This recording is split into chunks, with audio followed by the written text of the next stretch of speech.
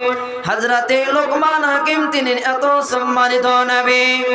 যখন তিনি নিজের ছেলেকে এমন মতো উপদেশ দিলেন, নিজের ছেলেকে শিক্ষা দিলেন, যদি আমরা ওই মতো আমাদের নিজের সন্তানকে কুচি কুচি বাচ্চাদেরকে যদি আমরা ওই মতো শিক্ষা দিই, আমাদের কলেজার টুকরারা, আমাদের ওই সন্তানেরা এই পাপ কাজ কোনোদিন করবে না, এই পাপের দরজায় কোনোদিন পা দেবে না। এই মর্মে মহান আল্লাহ পাক রব্বুল আলামিন আল কোরআন কারীমের মধ্যে স্পষ্টভাবে বলেন, ওয়া ইয ক্বালা লুকমানু লিবনিহি ওয়া হুয়া ইয়াইযুহু ইয়া বুনাইয়া লা তুশরিক বিল্লাহ ইন্নাশ শিরকা লা যুলমুন আযীম। আর যখন লোকমান হাকিম নিজের ছেলেকে উপদেশ দিচ্ছেন, নিজের ছেলেকে এমন শিক্ষা দিচ্ছেন,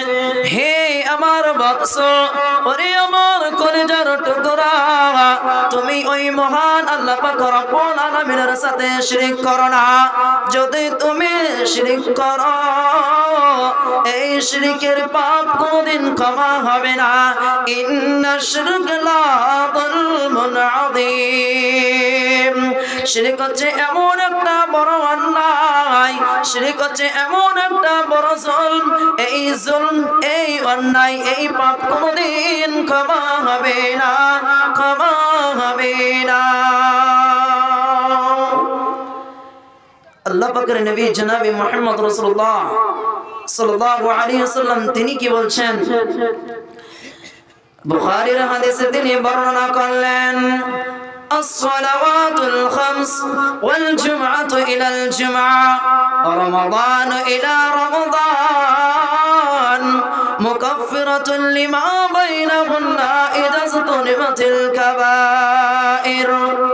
النبي বলেন, নামাজ হচ্ছে 5 ওয়াক্ত, الصلوات الخمس والجمعة إلى الجمعة, এক জুমা থেকে অপর জুমা পর্যন্ত, এর মধ্যবর্তী যেই দিনগুলো রয়েছে, যেই সপ্তাহ, এক সপ্তাহ 7 দিন হয়, এই দিনের মধ্যে যেই ব্যক্তি সালাত আদায় করবে, রমজান ইলা রমজান, এক রমজান থেকে অপর রমজান পর্যন্ত যে ব্যক্তি 11টি মাসের মধ্যে সালাত আদায় করবে, তারপরে নবী বলেন, এই 11টি মাসের মধ্যে, এই 7 দিনের মধ্যে যদি কোনো বান্দা সগীরা পাপ করে থাকে, যদি কোনো বান্দা ছোট গুনাহ করে থাকে, নবী বলেন মুকাফফিরাতুল লিমা বাইনাহুন্না ইজাজতুনিবাতিল কাবায়ের। এই দুটোর মধ্যে শর্ত হচ্ছে এটাই, যদি সে পাপ করে থাকে, বড় কাবিরা গুনাহ করে, ততক্ষণ পর্যন্ত তার পাপ ক্ষমা হবে না, যতক্ষণ পর্যন্ত সে আল্লাহ পাক রব্বুল আলামিনের দরবারে হাত তুলে দোয়া করবে, রব্বুল আলামিন, আমি এই জায়গাটার নাম সান্দা, আমি এই সান্দা গ্রামে এমন একটা পাপ করেছিলাম, আমি এই হালিমচক গ্রামে এমন একটা পাপ করেছিলাম, আমি অমন জায়গায়, এই বালা জায়গায় আমি একটা বড় পাপ করেছিলাম, সেই পাপ হচ্ছে জিনা। যদি তুমি জিনা করতে থাকো, যদি তুমি জিনা করো, এই জিনা হচ্ছে একটি বড় পাপ। বাবজি আমার, ভাইরে আমার, যদি আপনি একটি বড় পাপ করে থাকেন আর আপনি মহান আল্লাহ পাক রব্বুল আলামিনের কাছে হাত তুলে দোয়া করেন, 5 ওয়াক্ত সালাতের পরে পরে, নামাজের পরে পরে নিজে নিজে দোয়া করবেন, রব্বুল আলামিন, আমি একটা বড় পাপ করেছি, আপনি হচ্ছেন গফুর গফফার, আপনি হচ্ছেন জলিল জব্বার, আপনি হচ্ছেন দয়ালু দয়াবান, আপনি হচ্ছেন মালিক, আপনি হচ্ছেন সত্তার, রব্বুল আলামিন,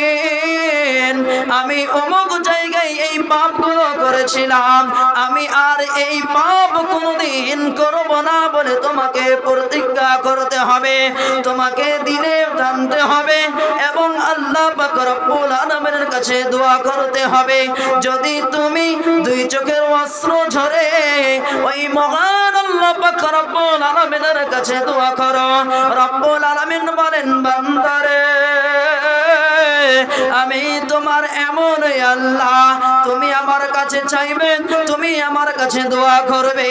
আমি আল্লাহ তোমাকে কোনোদিন ফেরত দেব না।